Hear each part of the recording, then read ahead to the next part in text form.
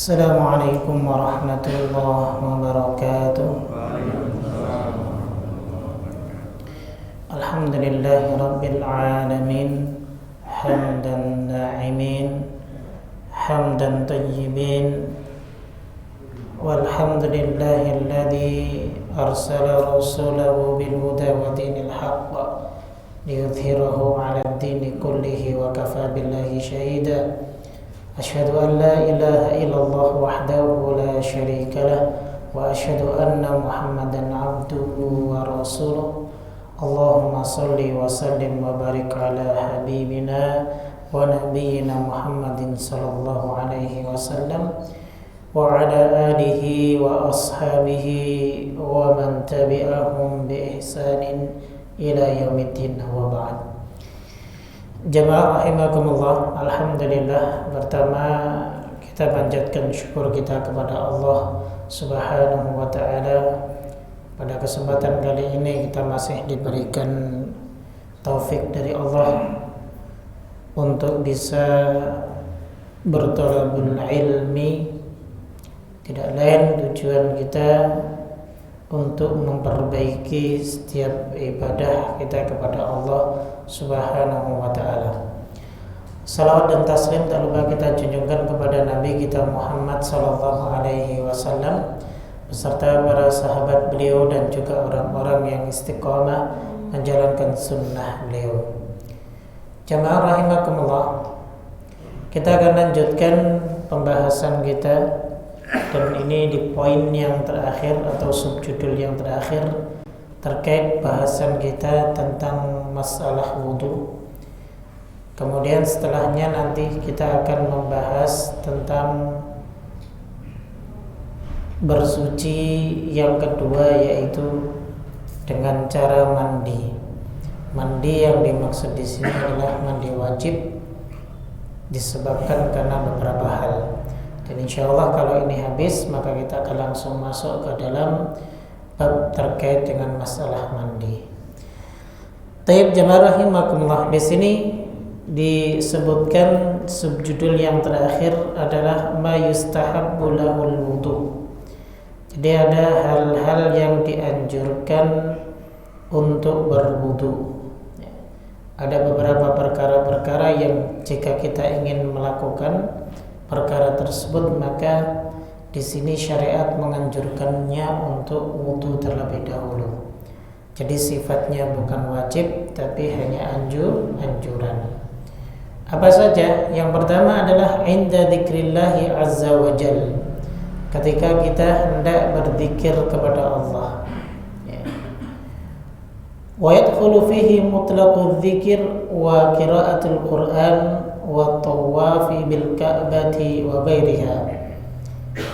Dan mencakup di dalamnya adalah ya zikir kita secara umum, ya.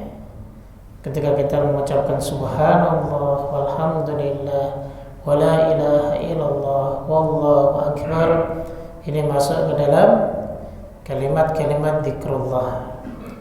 Kemudian juga qiraatul Quran, membaca Al-Quran, ya. Kemudian juga tawaf, ya, dan yang lainnya. Maka perkara-perkara ini kita dianjurkan untuk berwudu. Ini sebagaimana hadis dari Muhajir bil Qanfad, ya, radhiyallahu taala anhu, saat di mana ia pernah mengucapkan salam kepada Nabi sallallahu alaihi wasallam. Pada saat itu Nabi sallallahu alaihi wasallam sedang berwudu, ya, sehingga falam yuraddu alaihi hatta tawaddaa, sehingga salamnya itu tidak dibalas dan tidak dijawab oleh Nabi sallallahu alaihi wasallam sampai beliau selesai berwudu. Faradda alaihi, kemudian beliau menjawab salamnya Al-Muhajir bin Qanfad. Lalu setelah beliau menjawab salam, kemudian beliau mengatakan innahu lam yamna'ni an arudda 'alaika illa anni karihtu an adhkurallaha illa 'ala taharah. Kata beliau sallallahu alaihi wasallam, sebenarnya enggak ada yang menghalangiku untuk menjawab salammu, ya. Akan tetapi aku tidak suka Ketika aku menjawab salam, di situ aku menyebut nama Allah, sedangkan aku belum dalam keadaan suci. Nah, maka para ulama menggiring hadis ini kepada anjuran bagi kita untuk berwudu meskipun untuk berzikir-zikir yang mungkin zikir-zikir tersebut sifatnya ringan. Ini sifatnya hanya anjuran. Andaikan pun antum tidak berwudu, maka itu tidak mengapa. Itu yang pertama. Kemudian yang kedua adalah indan naum, ketika kita hendak tidur. Maka kita dianjurkan untuk berwudu. Bahkan di sini disunnahkan sebagaimana yang dikerjakan oleh Nabi kita alaihi salatu wassalam dan anjuran beliau kepada kita semuanya. Ini sesuai dengan hadis yang dikeluarkan oleh Imam Bukhari dan Muslim. Hadisnya dari sahabat Bara' bin Azib radhiyallahu taala anhu. Ia pernah menuturkan bahwa Nabi sallallahu alaihi wasallam pernah bersabda, "Idza ataita madja'aka fatawadda wudu'aka lis-shalah." Jika engkau hendak mendatangi tempat tidurmu, maka hendaklah engkau berwudu sebagaimana wudu'mu hendak mengerjakan salat. Summa taji' ala syaqqikal aiman, kemudian berbaringlah ke arah kananmu.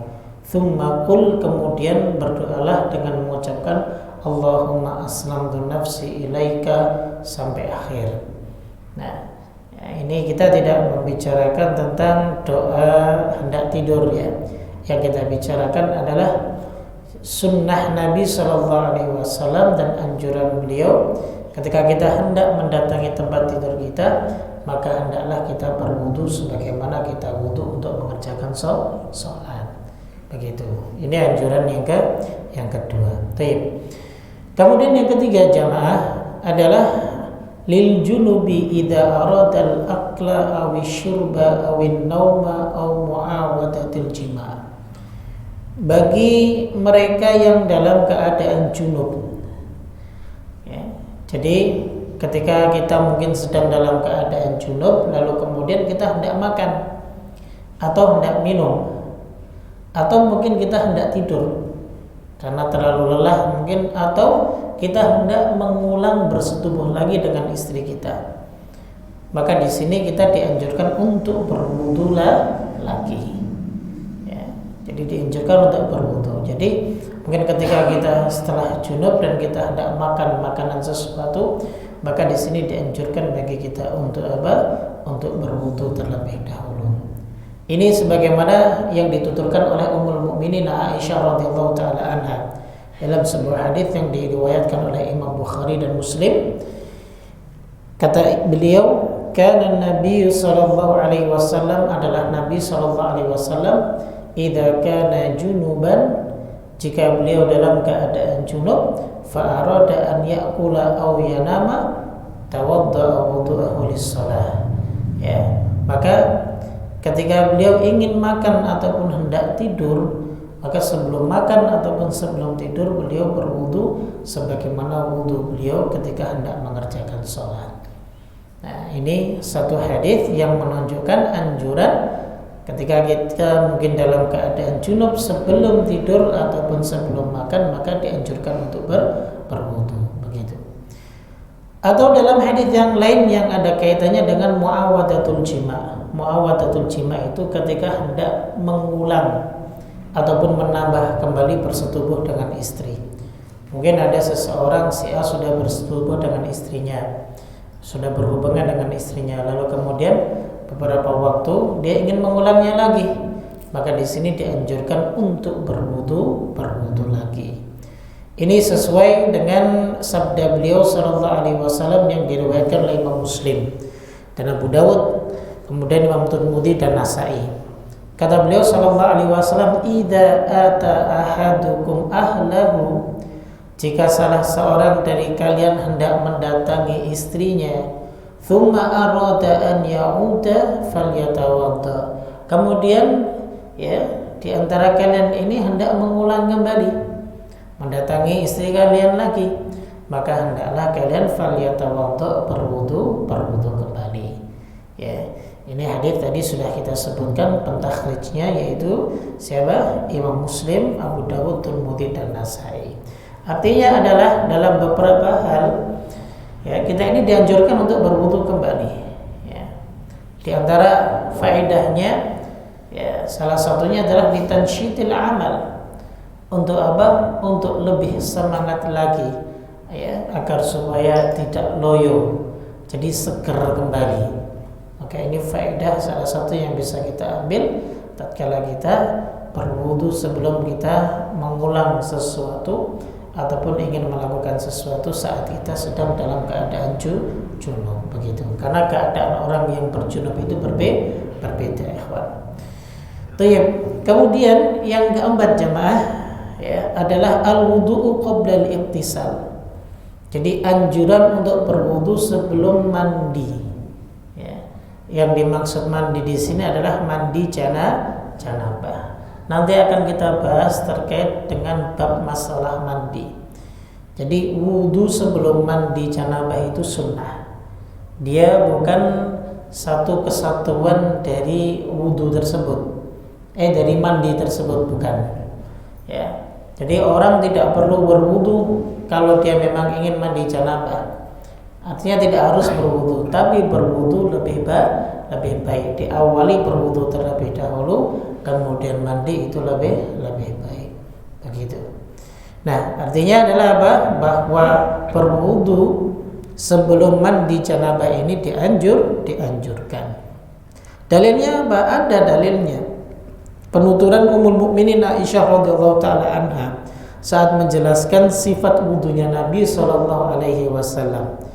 Diawali dengan beliau mengatakan kana Rasulullah sallallahu alaihi wasallam idza iktasala minal janabati yabda'u fayaghsilu yadayhi thumma yafragu bi yaminihi ala shimali. Ya. Bahwa Nabi sallallahu alaihi wasallam jika beliau hendak mandi janabah, maka beliau memulai terlebih dahulu dengan mencuci kedua tangannya. Kemudian beliau memasukkan tangan kanannya ya dengan mengambil air ya, lalu kemudian beliau menuangkan ke tangan kirinya dan mencuci kemaluannya terlebih dahulu. Tsumma yatawaddau wudu'ahu lis-shalah. Kemudian beliau berwudu sebagaimana beliau wudu untuk mengerjakan salat. Nah, hadis ini ya dibawa oleh para ulama bahwa wudunya orang yang hendak mandi janabah itu bukan masuk ke dalam ritual saat mandi. Artinya mandinya sendiri, wudunya sendiri. Jadi wudu ini sifatnya hanya anjuran, dia bukan kewajiban. Sebagaimana mandinya orang yang junub merupakan sebuah kewajiban. Begitu ya. Itu yang keempat ya. Kemudian yang kelima jamaah adalah al-wudu'u ba'dal akli mimma massathun nar. Al-madbukh 'alan nar maksudnya. Berwudu setelah makan hal-hal yang terbakar oleh api ya. Mungkin kita makan ayam panggang, ayam bakar ya, ikan bakar, maka setelah itu kita dianjurkan untuk berwudu ya. Dianjurkan untuk berwudu. Jadi sifatnya bukan wajib, tapi hanya anjuran begitu. Ini sebagaimana disebutkan dalam hadis riwayat Imam Bukhari dan Muslim ketika Nabi mengatakan tawaddau mimma massatin nar, berwudulah kalian dari hal-hal yang tersentuh api. Nah, perintah di sini tawaddau kata Imam An-Nawawi rahimahullahu taala menunjukkan lil istihbab, sifatnya hanya anjuran. Jadi dia bukan kewajiban. Kata Imam An-Nawawi rahimahullahu taala dalam Syarhul Muslim. Jadi begitu ya, dibawa oleh anjuran bukan sebuah kewajiban begitu. Kemudian yang berikutnya yang ketujuh adalah tajdidul wudu'i li kulli salatin, yaitu memperbarui wudu pada setiap salat. Nah, ini sifatnya juga anjuran, Pak. Dia bukan kewajiban. Misal kita berwudu ya sebelum waktu duhur karena kita hendak mengerjakan salat zuhur. Lalu selesai kita salat zuhur, kita tidak berhadas hingga waktu sholat asar, kita masih punya wudu, maka kita diperbolehkan untuk sholat dengan wudu kita dari saat kita sebelum duhur berwudu, karena memang saat itu kita dalam keadaan suci dan tidak berhadas apapun. Ya. Tapi berwudu lagi ini lebih baik, ini dianjurkan. Meskipun kita boleh tidak berwudu lagi, akan tetapi jika untuk memperbarui wudu kita agar semakin semangat, orang kalau sudah wudu itu seger, ibadahnya juga nikmat, tenang. Nah saat itu maka kita diperbolehkan untuk mengulang wudu kita kembali meskipun kita masih punya wudu ataupun belum batal, begitu. Sebagaimana disebutkan dalam sebuah riwayat di sini, Imam Muslim dan Abu Dawud, Tirmidzi dan Imam Nasa'i juga membawakan hadis ini. Penuturan seorang sahabat yang bernama Buraidah radhiyallahu taala anhu. Ia menuturkan kana Nabi sallallahu alaihi wasallam, adalah Nabi sallallahu alaihi wasallam yatawaddau 'inda kulli salatin, beliau selalu berwudu pada setiap salatnya. Falamma kana yaumul fathi tawadda'a wa masaha ala khuffaihi wa shalla salawati bi wudu'in wahidin. Nah, ketika yaumul fath, yaitu Fathul Makkah, maka beliau berwudu lalu kemudian beliau hanya mengusap khufnya. Wa shalla salawatin bi wudu'in wahidin, kemudian beliau mengerjakan beberapa salat dengan sekali wudu. Ini hadis diriwayatkan sekali oleh Imam Muslim, Abu Dawud, Tirmidzi dan Nasa'i. Nah, ini yang ketujuh yang terkait dengan apa?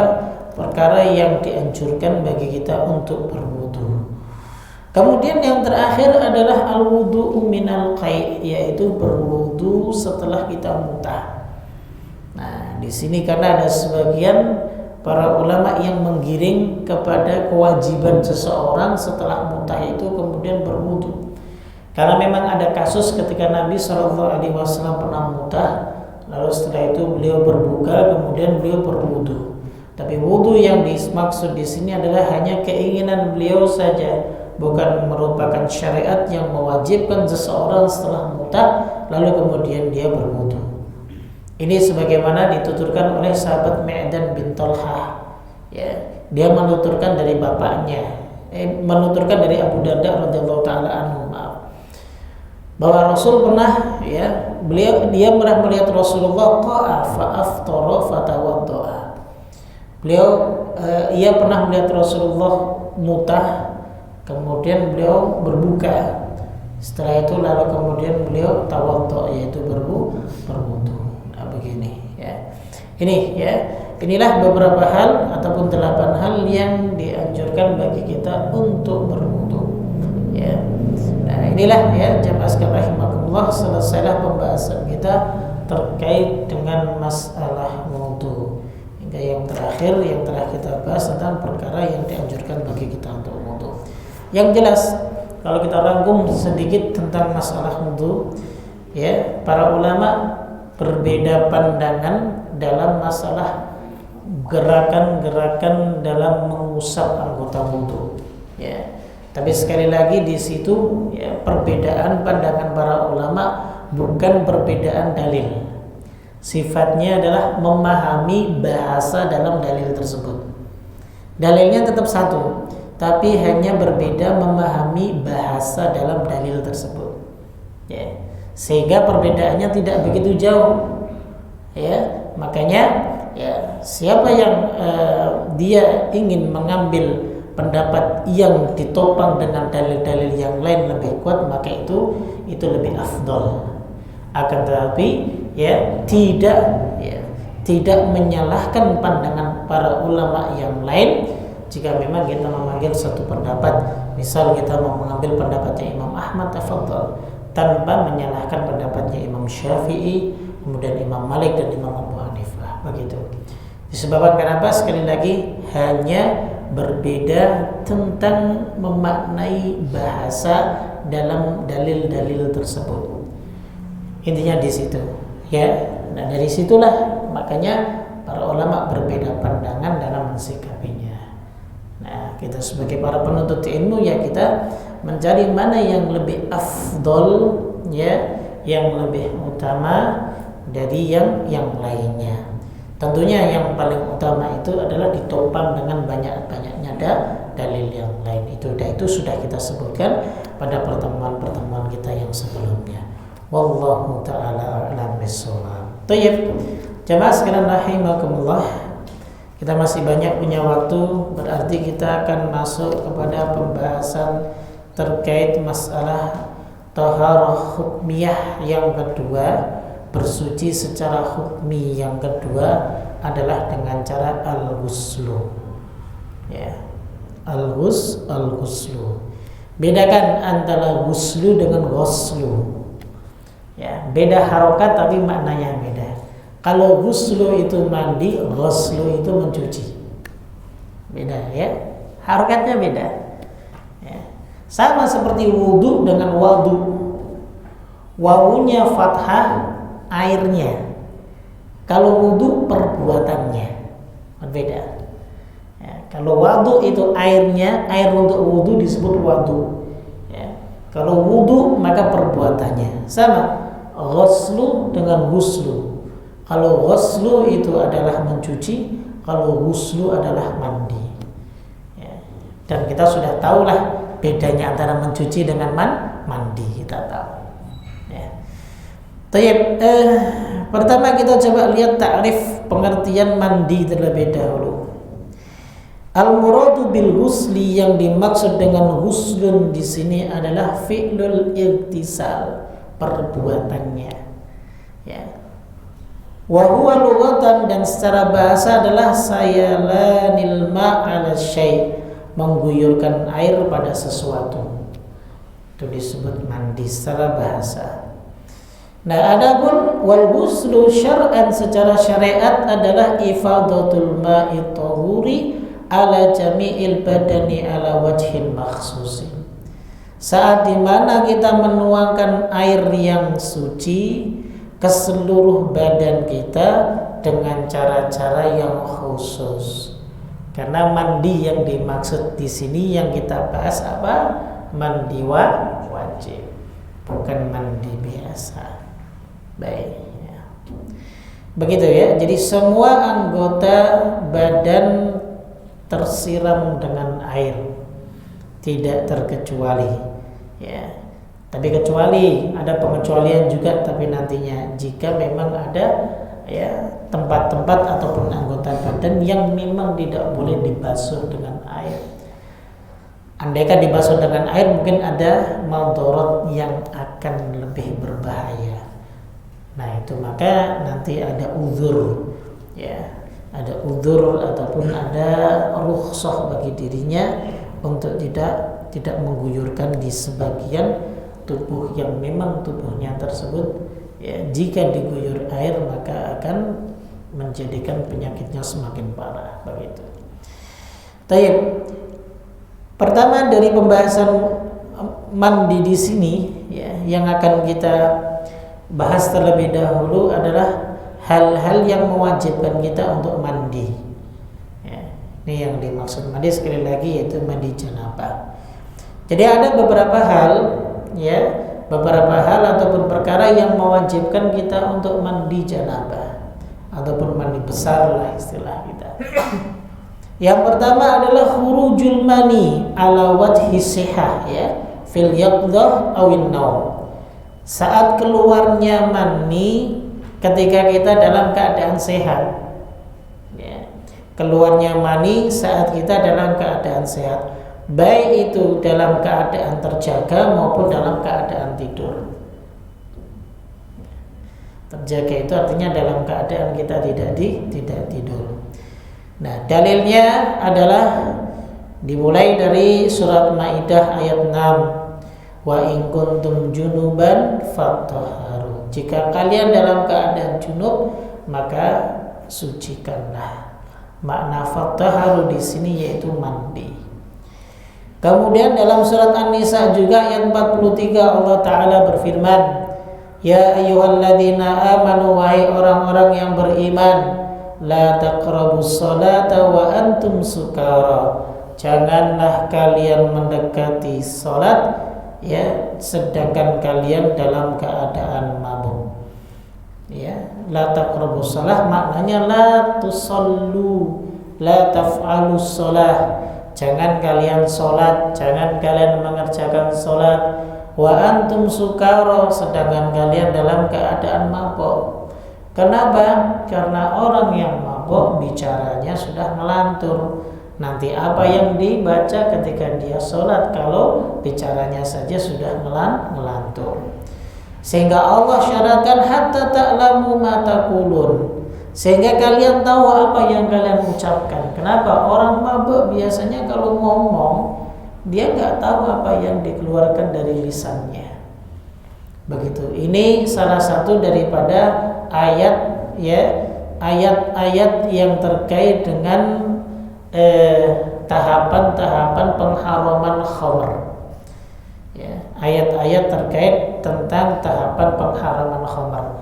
Jadi khamr itu awal mula tidak diharamkan atau belum diharamkan.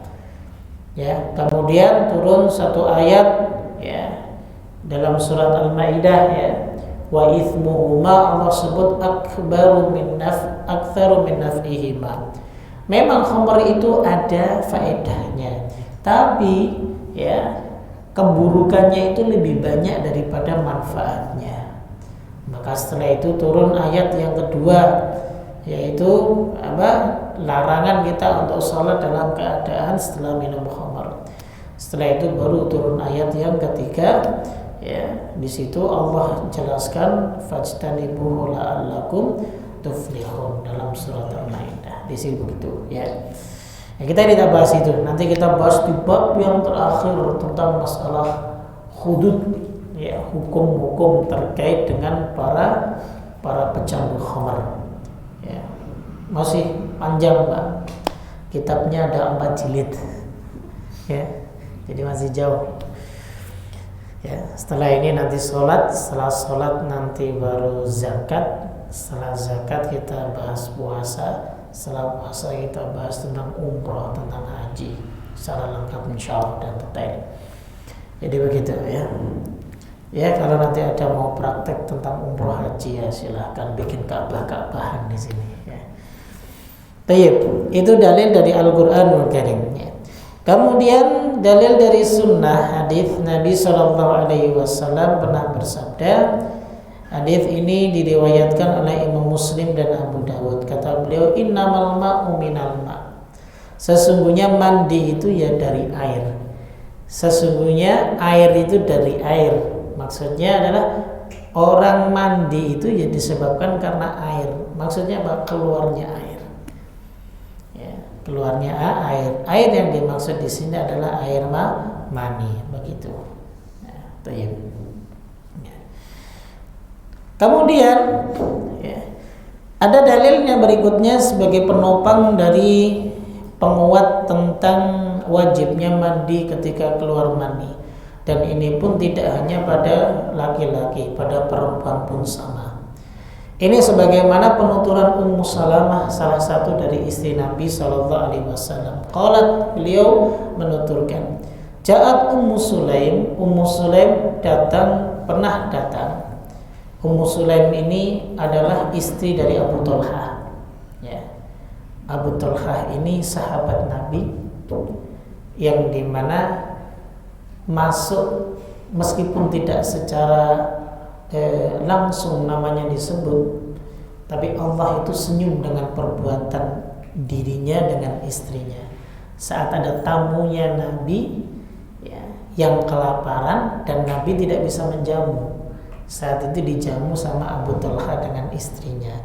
Padahal saat itu istrinya pun hanya memiliki 1 mangkok makanan bayi ya, untuk anaknya. Tapi dia relakan diberikan kepada tamunya Rasulullah SAW. Makanya turun ayat yang berbunyi apa? Wa yu'thiruna ala anfusihim walau kana bihim khasasah. Jadi ada orang yang dia butuh, tapi dia itsar, dahulukan kepada orang lain yang lebih butuh dari dirinya. Masya Allah. Ya, coba kalau setiap kaum muslimin itu punya sikap itsar dengan sesama muslim, ya, mungkin nggak ada kaum muslimin yang miskin. Itsar sajalah. Ya, kita nggak usah bicara yang kaya ngasih yang miskin, nggak usah. Ya, mungkin kita sesama miskin tapi itsar, lebih mendahulukan orang yang lebih butuh dari kita. Kita sudah makan pagi gorengan 5, jam 9 kita punya nasi uduk, belum kena nasi kan Pak ya. Anaknya tetangga kita nangis-nangis karena belum makan, ngocek dari pagi nggak dapat suaminya. Ya sudah, kita kasihkannya anak makan nasi uduk saya. Ini namanya itsar. Namanya itsar. Syukur-syukur keluarganya semua untuk beliin nasi uduk. Wah, itu lebih bagus. Itu yang disebut itsar. Nah, ini pernah dilakukan oleh Abu Talha dengan istrinya. Begitu. Nah, Ummu Sulaim ini pernah datang kepada Rasulullah SAW, kemudian bertanya, ya Rasulullah, wahai Rasulullah, innallaha la yastahi minal haqq. Allah itu tidak malu terhadap kebenaran. Ya. Jadi dulu wanita-wanita Ansor, ya, itu wanita-wanita yang pemberani, Pak. Kalau terkait masalah hak, itu ilmu dia tanyakan, dia nggak malu.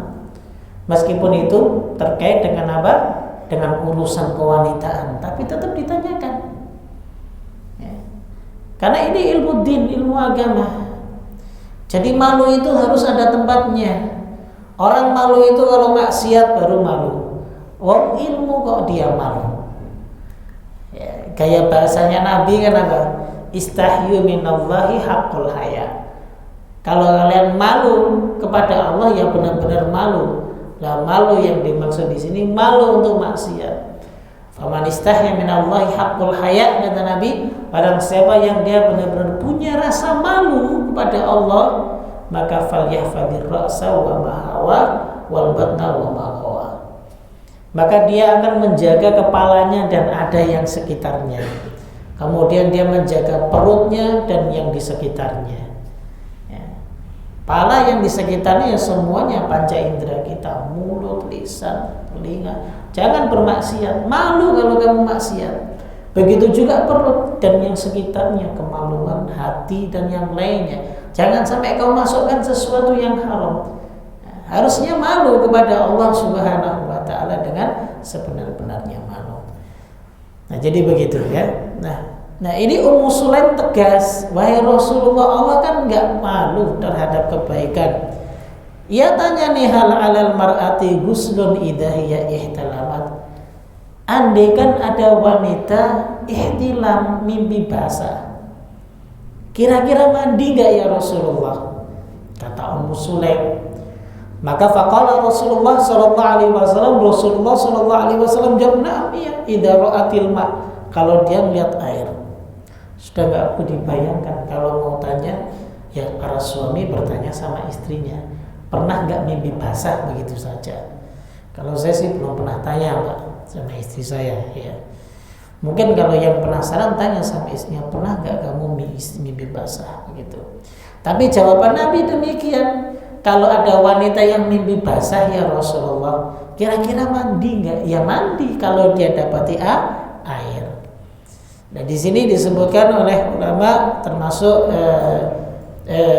Imam Al-Qurtubi rahimahullah taala, begitu juga Imam Nawawi dalam Al-Majmu' Syarhul Muhadzabnya, ya, beliau mengatakan bahwa wa huwa dalun ala annahu la yushtaratu lil ghusli min al-ihtilami an yakhruja bi syahwatin wa tufqin. Bahwa ini menunjukkan tidak disyaratkan orang yang mandi dari junub itu harus keluar syahwatnya, ataupun maaf bahasa duf ataupun dafak itu adalah memuncahkan air, itu tidak harus. Ya. Tidak harus begitu. Ya, syaratnya tidak harus bersyahwat kalau dia dalam keadaan ihtilam. Kalau dia dapat air, ya sudah, dia harus mandi. Ya. Bal idza ra'al maniyyu fi thawbihi wajibal ghusl. wa illa fala ghusla alaihi. Ya, wa in dzakara annahu ihtalama. Di sini disebutkan bahkan ya jika dia melihat mani di pakaiannya maka wajib dia mandi. Kalau enggak ya enggak wajib mandi. Wa in dzakara annahu ihtalama, meskipun dia ingat bukannya semalam saya mimpi ya. Begitu, dah mimpi apa itu ya? Pokoknya mimpi.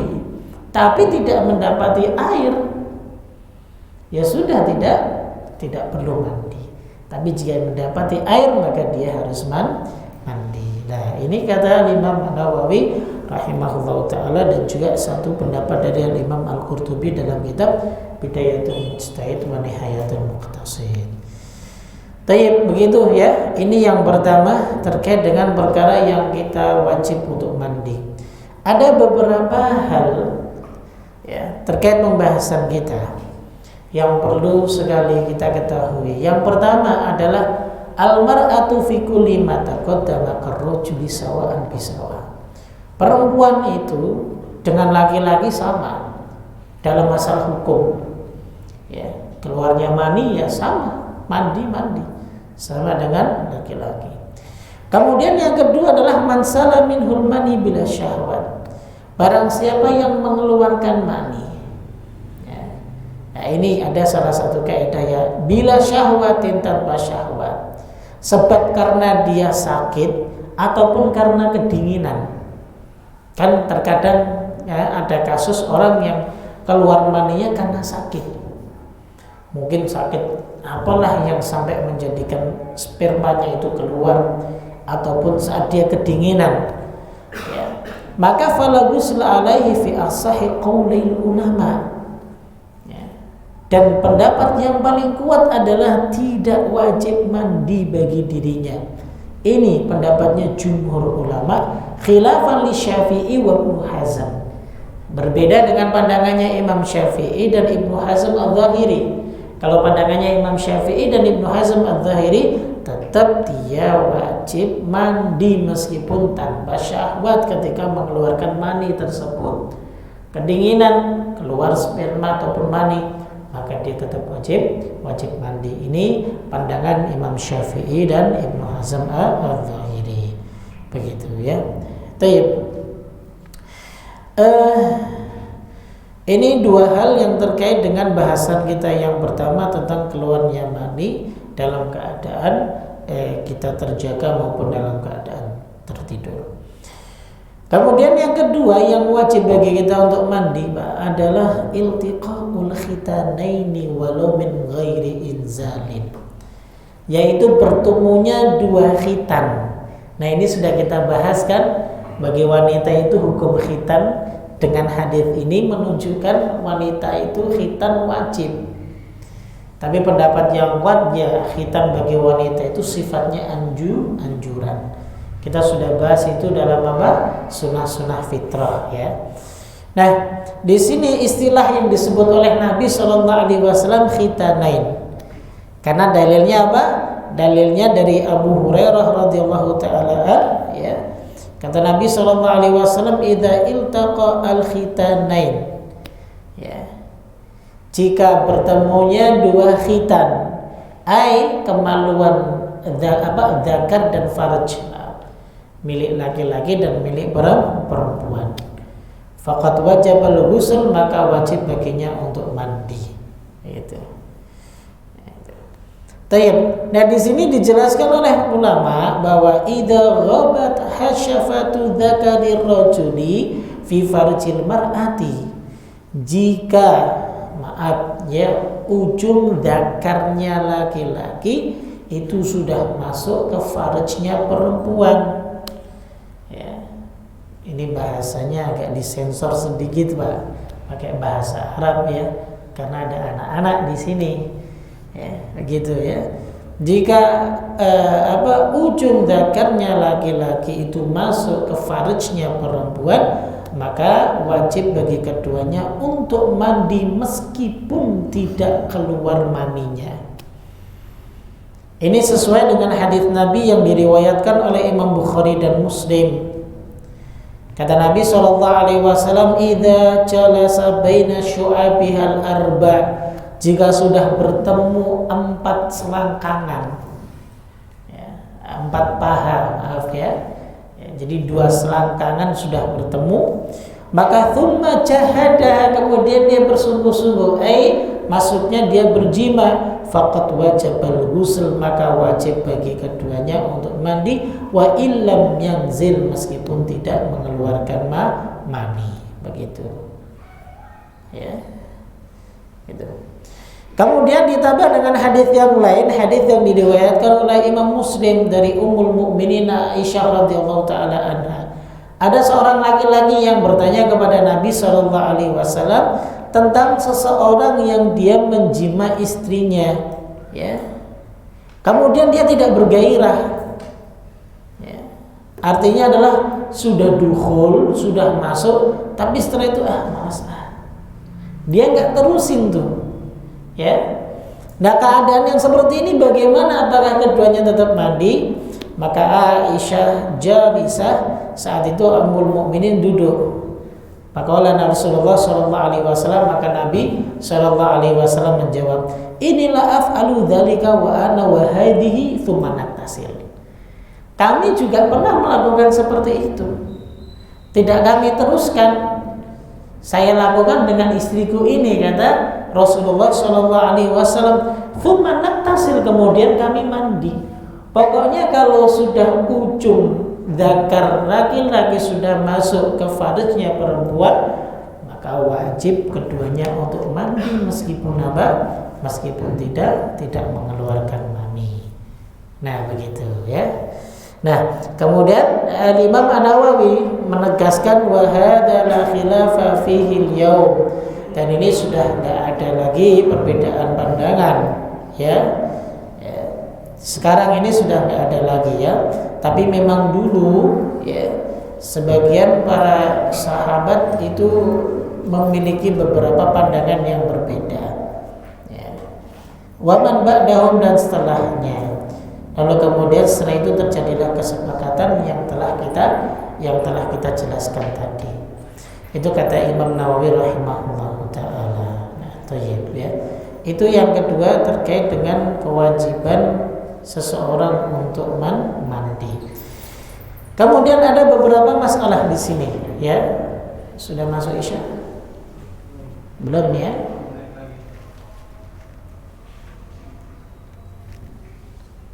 Semenit lagi. Tayyib, kita tutup deh kalau begitu. Ini ada beberapa faedah yang bagus sekali sebenarnya, tapi insya Allah kita teruskan pada pertemuan yang akan datang, ya.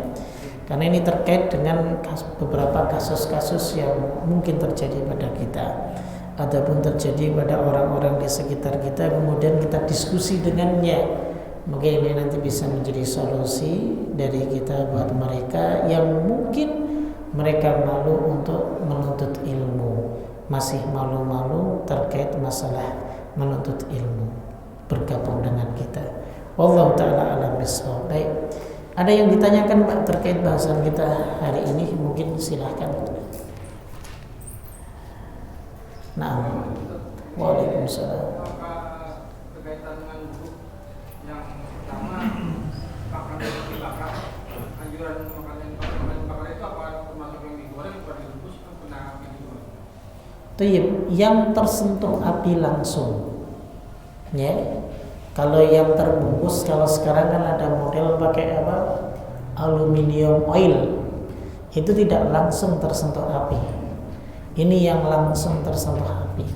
Bahasanya mimma massatin nar, yang apa, makanan itu langsung tersentuh api. Kalau tidak begitu. Masalah wudhu, ada sebagian mungkin dari saudara kita yang wudhu air itu begini-gini sama wudhunya. Tayyib, selama semua anggota wudhu itu terbasahi maka sah, ya. Karena ad-dalak itu merupakan sunnah. Dalak itu menggosok-gosok. Iya, Mas, saya katakan dulu, nanti ini saya jelaskan, kan. Jadi karena menggosok-gosok ini perkara yang sunnah. Andaikan tidak digosok tapi semuanya rata, maka tidak mengapa. Masalahnya bisa nggak kita menjamin jika tidak kita gosok-gosokkan itu bisa rata. Apalagi kalau sudah wudunya terburu-buru, udah begini-begini aja. Ya. Ingat kalau wudu kita nggak sempurna, apalagi terkait masalah rukun wudu, ya kita tidak basuh secara sempurna, maka wudu kita bisa tidak sah. Kalau wudunya tidak sah, bagaimana salatnya? Begitu. Baik, ada lagi? Silakan.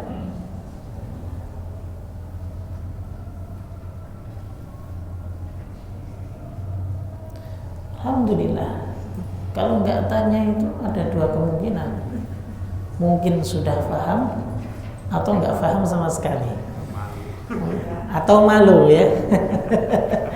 Maafin muskilah insyaallah ya. Biar antum dekat dulu sama ana berarti, biar nggak ada malu sama ana ya. Tapi kalau memang tidak ada yang perlu didiskusikan lagi, kita cukupkan. Subhanakallahumma wa bihamdik, asyhadu an la ilaha illa anta, astaghfiruka wa atubu ilaik. Assalamualaikum warahmatullahi wabarakatuh.